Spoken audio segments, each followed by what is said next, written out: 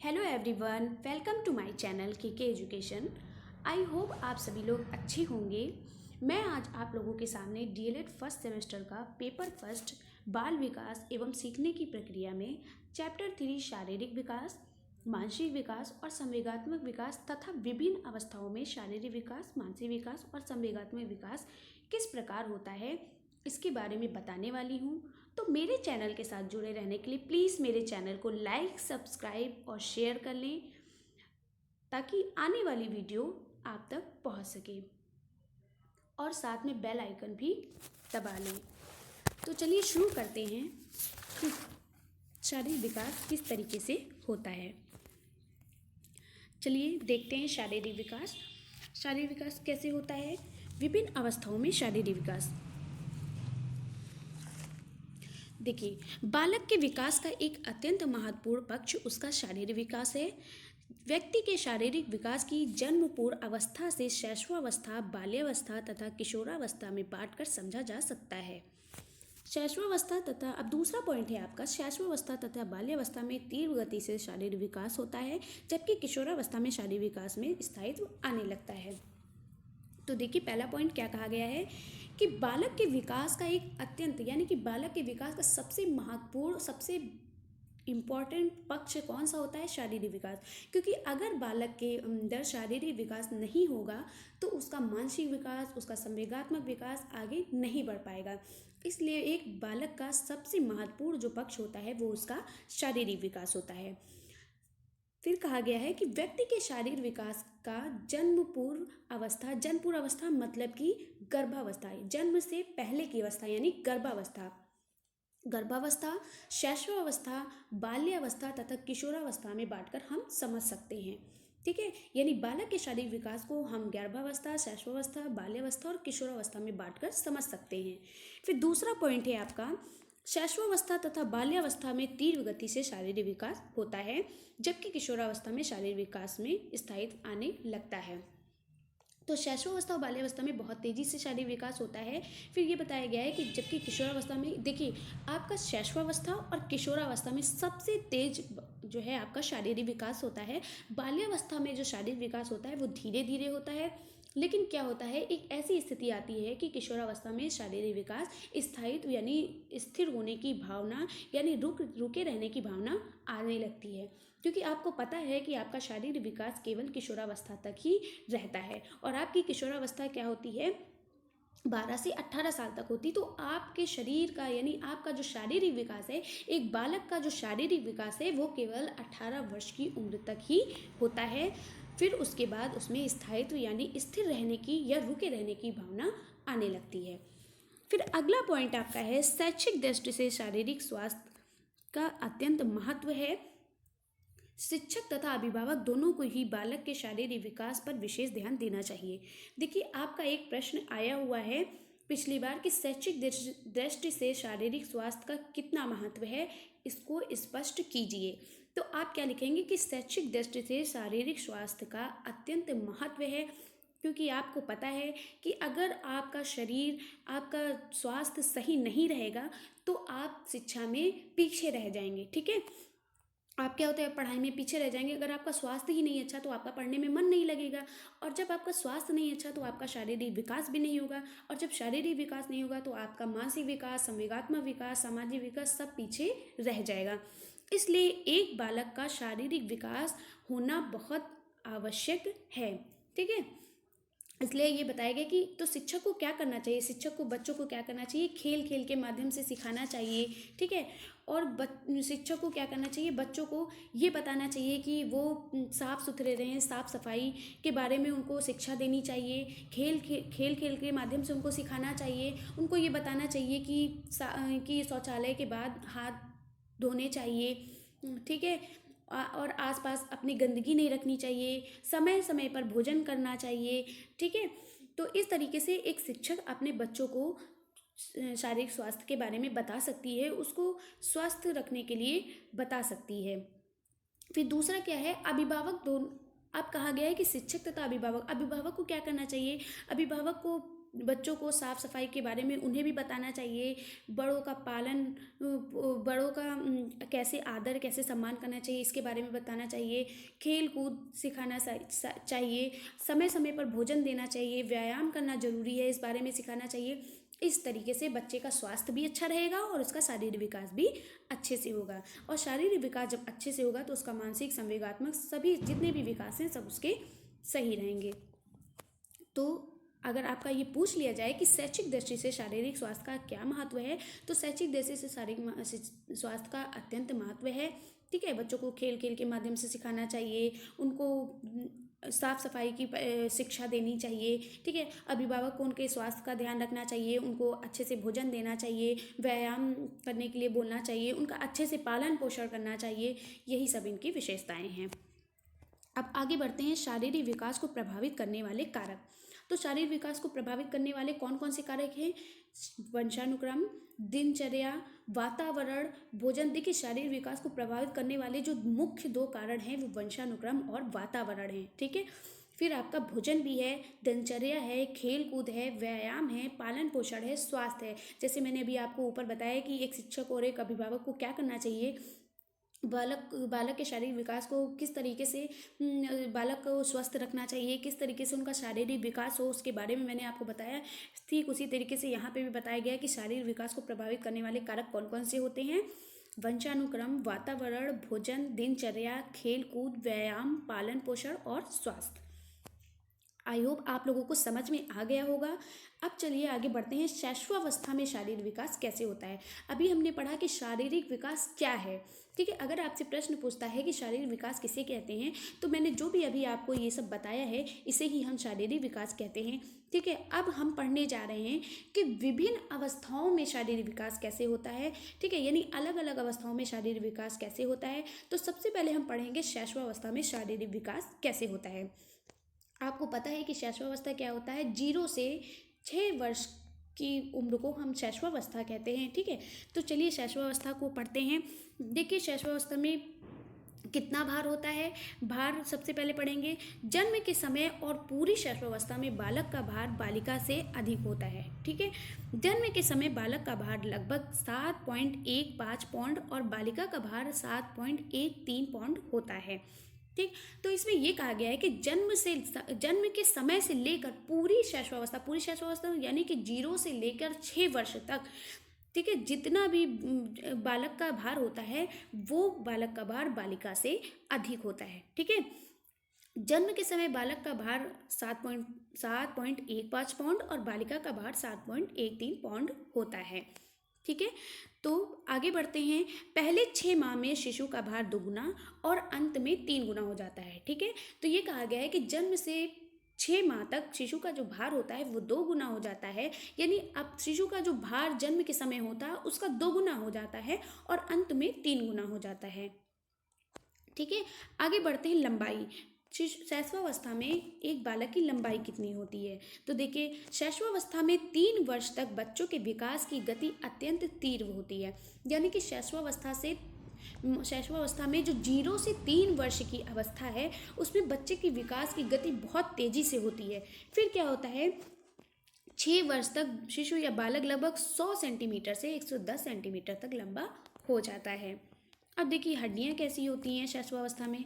नवजात शिशु की हड्डियाँ, आपको पता है एक छोटे बच्चों की हड्डियाँ कैसी होती हैं, कमज़ोर होती हैं। उनकी मसल्स जो होती हैं वो बहुत सॉफ्ट होती हैं। आप बच्चों को छूइए, देखिए उनकी मसल्स, उनकी स्किन कितनी सॉफ्ट होती है।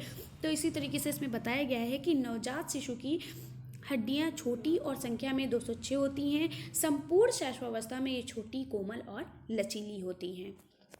आगे बढ़ते हैं। मांसपेशियाँ कैसी होती हैं शैशवावस्था में? शिशु की मांसपेशी का भार उसके शरीर के लगभग भाग का 23% होता है। 6 वर्ष की आयु तक मांसपेशियों में लचीलापन होता है। आपको पता है कि 6 साल तक बच्चे की मांसपेशियाँ बहुत लचीली होती हैं। फिर देखिए, अन्य अंग में शैशवावस्था के अन्य अंग का विकास कैसे होता है? अनंत 6 माह में दूध के दांत निकलने शुरू हो जाते हैं। आपको पता है बच्चे के जो 6 महीने में क्या होते हैं, दूध के दांत निकलना शुरू हो जाते हैं। नवजात शिशु का सिर शरीर की अपेक्षा बड़ा होता है। शरीर के आंतरिक अंगों जैसे कि पाचन है, फेफड़ा है, स्नायुमंडल यानी कि नर्वस सिस्टम जिसको हम तंत्रिका तंत्र भी कहते हैं, ठीक है, और रक्त संचार अंग, जनन अंग और ग्रंथियों का विकास तेजी से होता है। यानी आपको पता होना चाहिए कि शारीरिक विकास जो है शैशवावस्था में बहुत तेजी से होता है। शारीरिक विकास क्या है, बल्कि मानसिक विकास भी शैशवावस्था में तेजी से होता है। लेकिन हम अभी शारीरिक विकास के बारे में पढ़ रहे हैं, इसलिए हम शारीरिक विकास को बताएंगे कि शारीरिक विकास शैशवावस्था में बहुत ही तेजी से होता है। अब देखते हैं कि बाल्यावस्था में शारीरिक विकास कैसे होता है। चलिए, बाल्यावस्था जीवन का अनोखा काल होता है, ठीक है। ये अवस्था 6 से 12 वर्ष तक मानी जाती है। अभी आपने पढ़ा शैशवावस्था 0 से 6 वर्ष तक मानी जाती है, और बाल्यावस्था कितनी मानी जाती है, 6 से 12 वर्ष तक। 6 से 9 वर्ष तक शारीरिक विकास बहुत तेजी से होता है, और बाद के 3 वर्षों में इस विकास में स्थिरता आ जाती है। इसमें ये कहा गया है कि जो बालक का जो शारीरिक विकास है वो 6 से 9 साल तक, क्योंकि आपको पता है 6 से 12 वर्ष की बाल्यावस्था की अवस्था कितनी होती है, 6 से 12, जिसमें से 6 से 9 वर्ष की जो अवस्था होती है उसमें शारीरिक विकास बहुत तेज़ी से होता है। उसके बाद क्या होता है, जो 3 वर्षों में इस विकास में स्थिरता यानी रुक जाता है, शारीरिक विकास रुक जाता है। अब भार कैसा होता है आगे देखते हैं। 9 से 10 वर्ष तक आयु के बालकों का भार बालिकाओं से अधिक होता है। आपने पढ़ा शैशवावस्था में भी बालकों का विकास जो है बालिकाओं की अपेक्षा अधिक होता है।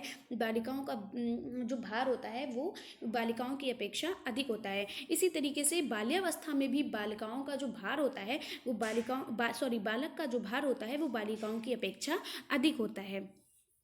इसके बाद बालिकाओं का भार अधिक होना प्रारंभ हो जाता है, ठीक है। 9 से 10 वर्ष की आयु तक बालक का भार ज़्यादा होता है, और 10 से आगे की आयु में यानी 10 से 12 की वर्ष में जो बालिकाओं का भार होता है वो बालक से ज़्यादा हो जाता है। आगे बढ़ते हैं, लंबाई। अब लंबाई कितनी होती है बाल्यावस्था में, ठीक है। तो बाल्यावस्था में शरीर की लंबाई कम बढ़ती है। इन सब वर्षों में लंबाई 2 या 3 इंच होती है, ठीक है। आपको पता है कि बाल्यावस्था में जो शारीरिक विकास होता है वो धीरे धीरे होता है, ठीक है। शुरू के आपने पढ़ा 6 से 9 वर्ष में शारीरिक विकास तेजी से होता है, फिर 9 से 12 वर्ष में धीरे धीरे होता है। तो बाल्यावस्था में जो शरीर की लंबाई होती है वो कम बढ़ती है। इन सब वर्षों में लंबाई 2 या 3 इंच तक ही बढ़ती है। अब देखिए हड्डियां कैसी होती हैं। इस अवस्था में प्रथम 4 से 5 वर्षों में, ठीक है, हड्डियों की संख्या में वृद्धि होती है। आगे बढ़ते हैं, दांत। बालक के आरंभ में दूध के दांत, आपने पढ़ा है कि शैशवावस्था में कब दांत निकलना शुरू होते हैं, 6 माह में। अब देखिए जो 6 माह में जो दूध के दांत निकले थे, दूध के दांत या अस्थायी दांत, कभी कभी आपसे पूछ लेता है अस्थायी दांत, तो इसमें प्रशिक्षु क्या होते हैं, कंफ्यूज हो जाते हैं। तो जो दूध के दांत होते हैं वो अस्थायी होते हैं। अस्थायी क्यों होते हैं, क्योंकि वो एक अवस्था आने पर गिर जाते हैं, ठीक है, वो परमानेंट नहीं होते हैं, ठीक है। तो दांत कैसे होते हैं, बाल्यावस्था के आरंभ में दूध के दांत गिरने लगते हैं, और उनके स्थान पर स्थायी दांत यानी स्थायी दांत निकलने लगते हैं। फिर 12 से 13 वर्ष की अवस्था तक सभी स्थायी दांत निकल आते हैं। यानी जो बच्चा यानी बालक जब 12 से 13 साल का हो जाता है तो उसके सभी स्थायी दांत आ जाते हैं। अब देखिए अन्य अंगों का विकास। अब बाल्यावस्था में अब सभी अंगों का विकास कैसे होता है। इस अवस्था में बच्चों के लगभग सभी अंगों का पूरी तरीके से विकास हो जाता है तथा अपनी शारीरिक गति पर नियंत्रण करना सीख जाते हैं। क्या होता है शैशवावस्था में बच्चे क्या होते हैं, पहले क्या होता है, चल नहीं पाते हैं, घुटनों के बल चलते हैं, उसके बाद चलना सीखते हैं, फिर दौड़ना सीखते हैं। लेकिन बाल्यावस्था में क्या होता है, उसके शरीर का पूरा विकास हो जाता है, और वो अपने शरीर के हर एक अंग पर नियंत्रण रखना सीख जाते हैं। फिर देखिए अब अगला पॉइंट है आपका, किशोरावस्था में शारीरिक विकास कैसे होता है। चलिए पढ़ते हैं कि किशोरावस्था में शारीरिक विकास कैसे होता है। किशोरावस्था जीवन का सबसे कठिन काल होता है, ठीक है। आपको पता है कि किशोरावस्था, इसमें क्या होता है, इसको आपको पढ़ाई के लेकर बहुत टेंशन रहती है, आपको कैरियर के बारे में बहुत टेंशन रहती है, अपने भविष्य के बारे में बहुत टेंशन रहती है, ठीक है। और क्या होता है, जब बच्चे क्या होते हैं, बड़े हो जाते हैं, सोचते हैं हम साइंस साइड पढ़ें कि आर्ट्स साइड पढ़ें, इस बारे में बहुत कन्फ्यूज़न रहती है। इसीलिए इसको जीवन का सबसे कठिन काल कहते हैं, क्योंकि उसको अपने भविष्य के बारे में बहुत टेंशन रहती है। इसीलिए इसको किशोरावस्था को जीवन का सबसे कठिन काल कहा गया है। किशोरावस्था में बालक तथा बालिकाओं का विकास बहुत तेजी से होता है। हमने भी आपको पढ़ाया, शैशवावस्था में बालक का शारीरिक विकास तेजी से होता है। बाल्यावस्था में 6 से लेकर 9 वर्ष तक शारीरिक विकास तीव्र गति से होता है। उसके बाद 9 से लेकर 12 वर्ष तक धीरे धीरे होता है।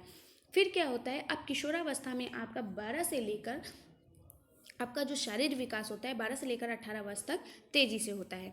बालक की लंबाई 18 वर्ष की आयु तथा बालिका की लंबाई 16 वर्ष की आयु तक बढ़ती है। इस अवस्था में बालकों का भार बालिकाओं की अपेक्षा अधिक होता है। आपको पता है कि बालक का भार बालिकाओं की अपेक्षा इसलिए अधिक होता है क्योंकि बालक की जो हड्डियां होती हैं, उनकी मांसपेशियां होती हैं, बहुत बालक की हड्डियां बहुत मजबूत होती हैं, उनकी मांसपेशियां बहुत टाइट होती हैं। ठीक है, इस वजह से बालक का जो भार होता है वो बालिकाओं की अपेक्षा अधिक होता है। ठीक है, आगे बढ़ते हैं। सिर व मस्तिष्क। 15 या 16 वर्ष की आयु तक सिर का लगभग पूरी तरीके से विकास हो जाता है। ठीक है, आपके मस्तिष्क का यानी बालक के मस्तिष्क का विकास पूरी तरीके से हो जाता है और मस्तिष्क का भार जो होता है वो 1200 से 1400 ग्राम का होता है, ग्राम के बीच में होता है। फिर आगे बढ़ते हैं। हड्डियाँ कैसी होती हैं? हड्डियों में पूर्ण मजबूती आ जाती है, यानी हड्डियों में पूरी तरीके से मजबूती आ जाती है और कुछ छोटी छोटी हड्डियाँ जो होती हैं वो एक दूसरे से जुड़ जाती हैं। अब देखिए अन्य अंगों का विकास, यानी किशोरावस्था में और बाकी अंगों का विकास कैसे होता है। आपको पता है किशोरावस्था में नाक, आँख, कान, त्वचा, ज्ञानेंद्रियाँ पूरी तरीके से सारी जितनी भी ज्ञानेंद्रियाँ हैं, जितने भी अंग हैं, जितने भी ऑर्गन्स हैं, पूरी तरीके से क्या होते हैं, विकसित हो जाते हैं। आई होप आप लोगों को शारीरिक विकास के बारे में, विभिन्न अवस्थाओं में शारीरिक विकास कैसे होता है, इसके बारे में अच्छे से समझ में आ गया होगा। आगे बढ़ते हैं। अब विभिन्न अंगों में मानसिक विकास कैसे होता है, यानी अलग अलग अंगों में मानसिक विकास कैसे होता है, अलग अलग अवस्थाओं में मानसिक विकास कैसे होता है। तो यहाँ पर अंग नहीं बल्कि हम ये लिख सकते हैं कि अलग अलग अवस्थाओं में मानसिक विकास कैसे होता है। ये अंग ना होकर हम क्या लिख सकते हैं, इसको ये लिख सकते हैं कि अलग अलग अवस्थाओं में, ये आप लिख लीजिएगा, अलग अलग अवस्थाओं में मानसिक विकास कैसे होता है। ठीक है, अंग की जगह पर आप क्या लिखेंगे, अलग अलग अवस्थाओं में मानसिक विकास कैसे होता है। यहाँ पे अवस्था लिख लीजिएगा। ठीक है, अवस्थाओं में तो क्या होता है, अलग अलग अवस्थाओं में मानसिक विकास कैसे होता है, इसके बारे में अब पढ़ते हैं। चलिए, शैशवावस्था में मानसिक विकास कैसे होता है। जन्म के समय शिशु का मस्तिष्क पूर्णतया अविकसित होता है। आपको पता है कि जब बच्चा जन्म लेता है तो उसका जो मस्तिष्क होता है पूरी तरीके से विकसित नहीं होता है और वह अपने वातावरण को नहीं जानता है। उसे अभी अपने वातावरण के बारे में कुछ नहीं पता है कि हमारे माता पिता कौन है, हमारे भाई बहन कौन है। ठीक है, उसे किसी बारे में कुछ नहीं पता होता है। जैसे जैसे उसका मस्तिष्क विकसित होता है उसे अपने वातावरण के बारे में अधिक से अधिक ज्ञान प्राप्त होता है। ठीक है, तो यहाँ पर बताया गया है कि जन्म के समय शिशु के का जो मस्तिष्क होता है वो पूरी तरीके से अविकसित होता है, लेकिन जैसे जैसे बच्चा बढ़ता जाता है धीरे धीरे उसके मस्तिष्क का विकास होने लगता है। जैसे जैसे उसका शारीरिक विकास होता है ठीक उसी तरीके से धीरे धीरे उसके मस्तिष्क का विकास भी होने लगता है और वातावरण के बारे में वो धीरे धीरे जानने लगता है। आगे बढ़ते हैं। अगला पॉइंट है, जन्म से 3 माह तक शिशु केवल अपने हाथ पैर चलाता है। भूख, प्यास, निद्रा, अन्य शारीरिक आवश्यकता होने पर बालक हाथ और पैरों से क्रिया करता है, रोने और चिल्लाने लगता है। यहाँ पे ये बताया गया कि जन्म से 3 महीने तक शिशु क्या करता है, केवल अपने हाथ पैर चलाता है, क्योंकि उसके अंदर अभी क्या होती है, बोलना अभी उसके अंदर वो अभी कोई भी वर्ड नहीं बोल पाता है। ठीक है, कोई भी व्यंजन उसके अंदर से नहीं निकलता है, यानी स्वर इंद्रियाँ जो होती हैं वो अभी उसके अंदर विकसित नहीं होती हैं। जब उसको भूख लगती है, उसको प्यास लगती है, उसको नींद लगती है या कोई भी शारीरिक आवश्यकता होती है उसके अंदर, कोई भी शरीर से रिलेटेड उसको कोई भी ज़रूरत पड़ती है तो वो क्या करता है, हाथ पैर पटक कर, रो कर या चिल्ला कर अपनी बात को प्रकट करता है। अब दूसरा पॉइंट है, 2 महीने में ध्वनि के प्रति प्रतिक्रिया करने लगता है। ठीक है, जब बच्चा 2 महीने का होता है तो आप बच्चे को जब पुकारते हैं तो वो क्या करता है, वो आपकी तरफ देखने लगता है। ठीक है, जब भी कोई बच्चे को पुकारता है वो क्या करता है, वो उसकी तरफ देखने लगता है, यानी वो ध्वनि के प्रति प्रतिक्रिया करने लगता है। चौथे महीने में व्यंजनों की ध्वनि करता है। व्यंजनों की ध्वनि जैसे प, प, प, म, इस तरीके से वो बोलना शुरू कर देता है। वस्तुओं को पकड़ने का प्रयास करता है, यानी वस्तुओं को पकड़ने की कोशिश करने लगता है। फिर क्या होता है, 6 महीने में क्या करता है, 6 महीने में सुनी हुई आवाज़ों की नकल करने लगता है। ठीक है, जैसे आप कहते हो पापा पापा, मम्मा मम्मा, तो वो भी वही आवाज़ को उसकी नकल करने लगता है। 8 माह में खिलौनों के साथ खेलने लगता है, यानी कि 8वें महीने में वो खिलौनों को पहचान जाता है। फिर 3 साल में क्या होता है, पूछे जाने पर अपना नाम बताने लगता है। आप किस 3 साल के बच्चे से आप उसका नाम पूछते हैं तो वो अपना नाम फट से बता देता है। ठीक है, तो कविता भी सुनाने लग 3 साल में वो कविता भी सुनाने लगता है, गिनती भी सुनाने लगता है और रेखाएं खींचना शुरू कर देता है। 4 व 5 वर्ष में वह 4 5 तक गिनती लिखना व अक्षर लिखना जानने लगता है। ठीक है, आगे बढ़ते हैं। 5 वर्ष में हल्की व भारी वस्तुओं में अंतर करने लगता है। शैशवावस्था में मानसिक विकास सबसे तेज होता है। आपको पता है कि सबसे तेज जो मानसिक विकास होता है वो शैशवावस्था में होता है, क्योंकि बच्चा क्या होता है उस टाइम स्कूल जाना शुरू कर देता है, और जब वो स्कूल जाता है तो तरह तरह की वस्तुओं को देखता है, तरह तरह के लोगों को देखता है, अपने जैसे कई सारे बच्चों को देखता है, और कविताएं सीखता है, गिनतियाँ सीखता है, अक्षरों को बनाना लिखना सीखता है, उनको पढ़ना सीखता है। तो क्या होता है, इसीलिए कहा जाता है कि और क्या होता है, संस्कारों के बारे में थोड़ा बहुत सीख जाता है कि बड़ों को नमस्ते करना चाहिए। जब स्कूल क्लास में टीचर आए तो खड़े होकर गुड मॉर्निंग बोलना चाहिए। ठीक है, और अपने साफ सुथरे कपड़े पहनने चाहिए, अपने नाखूनों को काटने लेना चाहिए। ठीक है, तो वो कई तरीके की चीज़ों को सीखता है। तो इसीलिए क्या कहते हैं, जो शैशवावस्था में जो मानसिक विकास होता है वो बहुत तेजी से होता है। कई प्रकार के प्रश्न पूछने लगता है। ठीक है, और क्या होता है, उसका इतनी तेज मानसिक विकास होता है, क्या करता है वो, आप कोई किसी भी चीज़ को अपने घर पर लेकर आते हैं, कोई भी वस्तु, क्या कहता है, कितने सारे क्वेश्चन पूछता है कि ये कहाँ से लाए, ये किसने दिया, ये किस दुकान से लेकर आए, क्या आप उसके उत्तर दे देकर थक जाते हैं, वो इतने प्रश्न पूछता है। तो क्या बताया गया कि शैशवावस्था में शारीरिक विकास भी बहुत तेजी से होता है और मानसिक विकास भी बहुत तेजी से होता है। ये आप अपने दिमाग में बसा लीजिए। अब देखिए बाल्यावस्था में मानसिक विकास किस तरीके से होता है। तो बाल्यावस्था में जो मानसिक विकास होता है, बालक की शारीरिक आयु के साथ साथ मानसिक विकास भी होने लगता है। बच्चे स्कूल जाने लगते हैं, इसलिए इनके मानसिक विकास के अधिक अवसर मिलते हैं। ठीक है, अभी मैंने आपको जैसे बताया कि बालक की शारीरिक आयु के साथ जैसे जैसे उसका शरीर बढ़ता है वैसे वैसे उसका मानसिक विकास भी होता है।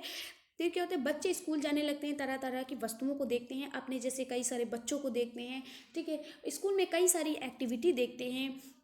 इस तरीके से उसका मानसिक विकास शुरू हो जाता है, उसका मानसिक विकास धीरे धीरे बढ़ने लगता है। फिर देखिए, इस अवस्था में बालक की समझने, स्मरण करने, स्मरण का मतलब होता है रटने। ठीक है, फिर विचार करने यानी सोचने, स्मरण करने, समस्या समाधान करने लगता है। वह छोटी छोटी घटनाओं का वर्णन करने लगता है। मेरी छोटी छोटी घटनाओं का वर्णन जैसे कि क्या होता है, कई सारी कहानियाँ बना बना कर सुनाता है। मेरे घर में तो इतनी बड़ी सी कार है, मेरे घर में तो इतना बड़ा सा हाथी है। भले ही उसके घर में वो नकली छोटा सा हाथी हो, लेकिन उसको बढ़ा चढ़ा कर बताएगा कि मेरे पापा तो इतनी बड़ी कार लाए हैं कि बहुत दूर तक वो जाती है। ठीक है, कई सारी वो घटनाओं का वर्णन करना शुरू कर देता है। फिर बच्चों में विभिन्न प्रकार की वस्तुओं को संचय करने की क्षमता होती है। बाल्यावस्था में क्या होता है कि आपने देखा होगा कि जो छोटे छोटे बच्चे होते हैं, बालक या बालिकाएं होती हैं, बालिकाएं जैसे होती हैं गुड्डो गुड़ियों का खेल खेलती हैं, तो उनको गुड्डो गुड़ियों के कपड़े इकट्ठा करने शुरू कर देती हैं। बालक जो होते हैं वो कई सारे फोटो लेकर के उनको इकट्ठा करना शुरू कर देते हैं, कंचे इकट्ठा करना शुरू कर देते हैं। इस तरीके से उनके अंदर वस्तुओं को संचय यानी इकट्ठा करने की क्षमता होती है। फिर रचनात्मक कार्यों में रुचि लेने लगते हैं। छोटे छोटे बालक और बालिकाएं जो होते हैं वो एक रचनात्मक कार्यों में रुचि लेना शुरू कर देते हैं। जैसे कि क्या होता है, लकड़ी या कागज़ या मिट्टी की वस्तुओं को बनाने में आनंद मिलता है उनको। क्या करते हैं, कागज़ की नाव बना, बारिश हुई, कागज़ की नाव बना बनाकर शुरू कर दिया, उनको बारिश में कागज़ की नाव बनाते हैं। मिट्टी की वस्तुओं यानी मिट्टी के बर्तन, खेल खिलौने बनाना शुरू कर देते हैं। ठीक है, इन सब चीज़ों में वो ज़्यादा रुचि लेते हैं, बहुत ज़्यादा आनंद लेते हैं। तो आपने पढ़ा बाल्यावस्था में मानसिक विकास किस तरीके से होता है। अब हम पढ़ेंगे किशोरावस्था में मानसिक विकास कैसे होता है। तो देखिए, किशोरावस्था में मानसिक विकास कैसे होता है। किशोरावस्था में मानसिक विकास अपनी उच्चतम सीमाओं को छू लेता है, यानी किशोरावस्था में मानसिक विकास जो होता है वो पूरी तरीके से क्या होता है, बहुत ज़्यादा ही हो जाता है, पूरी तरीके से हो जाता है। इसमें चिंतन, मनन, सोच, विचारधारा, कल्पना, दिवा स्वप्न को आप समझ रहे होंगे कि दिन में सपने देखना, स्मरण आदि शक्तियों में बढ़ोतरी हो जाती है। शब्द भंडार में बढ़ोतरी हो जाती है। वो कई तरीकों की भाषाओं को भी सीख जाते हैं। ठीक है, तो यहाँ तक रहा आपका किशोरावस्था में मानसिक विकास। किशोरावस्था में मानसिक विकास कैसे होता है? उच्चतम सीमाओं को छू लेता है। उसके बालक के अंदर चिंतन, मनन, सोच, विचार, कल्पना, दिवा स्वप्न, स्मरण आदि शक्तियों में बढ़ोतरी हो जाती है और शब्द भंडार में भी बढ़ोतरी हो जाती है। चलिए, आपने अभी पढ़ा शारीरिक विकास, मानसिक विकास। अब हम पढ़ने वाले हैं संवेगात्मक विकास। संवेगात्मक विकास कैसे होता है? तो देखिए, संवेग का मतलब क्या होता है? आपसे अगर प्रश्न अति लघु उत्तरी में 1 नंबर का प्रश्न पूछा जाता है कि संवेग किसे कहते हैं, और ये आपका जो प्रश्न है ये आपके टेट, सुपर टेट और सीटेट में भी पूछा जाता है, इसलिए आप इसको अच्छे से ध्यान से देखें। देखिए, संवेग क्या होता है? संवेग शब्द अंग्रेजी के इमोशन शब्द का समानार्थी है, जो खुद लैटिन भाषा के इमोवेर शब्द से निकलता है, जिसका अर्थ है हलचल या उथल पुथल। ठीक है, तो आगे बढ़ते हैं। विभिन्न अवस्थाओं में संवेगात्मक विकास कैसे होता है? देखिए, शैशवावस्था में संवेगात्मक विकास कैसे होता है, पहले इसके बारे में पढ़ते हैं। तो देखिए, मैंने एक तरफ उम्र लिखा है और एक तरफ संवेग, यानी किस उम्र में कब कौन सा संवेग होता है इसके बारे में मैं आपको बता रही हूँ। चलिए आइए शुरू करते हैं। नंबर 1, जन्म के समय एक बालक में कौन सा संवेग पाया जाता है? उत्तेजना। ठीक है, फिर दूसरा है 3 महीने पर कौन सा संवेग पाया जाता है? आनंद एवं कष्ट। और 3 महीने में क्या होता है? बालक अपनी माँ को पहचानने लगता है। फिर तीसरा है 6 महीने पर। 6 महीने पर क्रोध, भय एवं घृणा नामक संवेग पाया जाता है। चौथा है 12 महीने पर कौन सा संवेग पाया जाता है? स्नेह एवं उल्लास। पांचवा है 18 महीने पर ईर्ष्या संवेग पाया जाता है। नंबर 6, 24 महीने पर हर्ष, खुशी और प्रसन्नता नामक संवेग पाया जाता है। तो मैं ये आपको ग्राफ वाइज इसलिए पढ़ा रही हूँ क्योंकि आपके पेपर में पूछा जाता है, आपके पिछले पेपर में पूछा गया था कि बालक के 3 महीने पर कौन सा संवेग होता है। ठीक है, तो 3 महीने पर आनंद एवं कष्ट होता है। तो इस तरीके से इसको आप याद कर लीजिएगा, ताकि आपको जिस महीने में संवेग पूछा जाए आप उसको बता सकें। अब देखिए, बाल्यावस्था में संवेगात्मक विकास कैसे होता है। तो चलिए शुरू करते हैं। इस अवस्था में संवेगों में स्थायित्व आना प्रारंभ हो जाता है। ठीक है, बालक संवेग व समाज के नियमों में समायोजन करने लगता है। बालक प्रत्येक क्रिया के प्रति प्रेम, ईर्ष्या, घृणा की भावना प्रकट करने लगता है। फिर क्या है? इस अवस्था में अंतिम चरणों में वह संवेगों पर क्या करता है? नियंत्रण करना सीख जाता है। तो चलिए देखते हैं क्या बताया गया है इसमें। इस अवस्था में संवेगों में स्थायित्व आना विकसित हो जाता है, आना प्रारंभ हो जाता है। ठीक है, एक बालक में जो संवेगात्मक विकास होता है, वो बाल्यावस्था में जो संवेगात्मक विकास होता है, इस अवस्था में संवेगों में यानी रुकावट आना शुरू हो जाती है, स्थायित्व यानी रुकने की संभावना होती है। बालक संवेग व समाज के नियमों में समायोजन करना शुरू कर देता है, दोनों को समझना शुरू कर देता है। बालक प्रत्येक क्रिया के प्रति प्रेम और ईर्ष्या, घृणा की भावना प्रकट करने लगता है। इस अवस्था के अंतिम चरणों में वह संवेगों पर नियंत्रण करना भी सीख लेता है। ठीक है, आगे बढ़ते हैं। किशोरावस्था में संवेगात्मक विकास किस तरीके से होता है? किशोरावस्था में संवेगात्मक विकास, संवेग इसमें क्या होता है? इसमें संवेग बहुत ज़्यादा प्रबल और स्थायी होते हैं। ठीक है, किशोर और किशोरियों में प्रेम, दया, क्रोध, सहानुभूति आदि संवेग स्थायी रूप से धारण कर लेते हैं। ठीक है, अगर आपसे पूछा गया कि किशोरावस्था में संवेगात्मक कौन कौन से संवेगात्मक विकास होते हैं, तो आप लिखेंगे कि प्रेम, दया, क्रोध, सहानुभूति आदि नामक संवेगात्मक विकास होते हैं। वह इन पर नियंत्रण नहीं रख पाते हैं। ठीक है, बाल्यावस्था में क्या है? इस पर नियंत्रण रख लेते हैं, लेकिन किशोरावस्था में क्या है कि वो संवेगों पर नियंत्रण नहीं रख पाते हैं। क्यों? क्योंकि आपको पता है कि अगर किशोरावस्था में क्या होता है, आप समझदार हो जाते हैं, आपको सही और गलत का पता होता है कि क्या सही है क्या गलत है, आप उसमें अंतर करना सीख जाते हैं।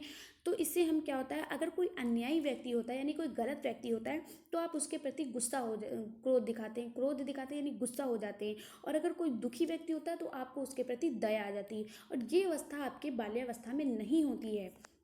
देखिए, आपने पढ़ा कि बाल्यावस्था में संवेगों पर नियंत्रण करना सीख जाते हैं। अगर कोई चोर है, कोई अन्यायी व्यक्ति है, तो क्या होता है, आप नहीं समझ पाते कि हमें इसके साथ कैसा व्यवहार करना चाहिए, इसलिए आप अपने संवेग का नियंत्रण करना सीख जाते हैं, अपने नियंत्रण कर लेते हैं। लेकिन किशोरावस्था में क्या होता है, आपको पता होता है, आप उसमें अंतर करना सीख जाते हैं कि क्या सही क्या गलत है, तो इसलिए आप अपने संवेग का नियंत्रण नहीं कर पाते हैं। आप एक गलत व्यक्ति को क्या होते हैं, उस पर गुस्सा करते हैं, उसको मारने लगते हैं। ठीक है, लेकिन अभी कोई दुखी व्यक्ति होता है, आपके सामने कोई बहुत परेशान व्यक्ति होता है, तो आप उसके प्रति दया की भावना दिखाते हैं। तो आज मेरा क्लास यहीं तक रहा। तो फ्रेंड, कैसा लगा मेरा वीडियो, कैसा मैंने पढ़ाया, प्लीज़ कमेंट बॉक्स में ज़रूर बताएं।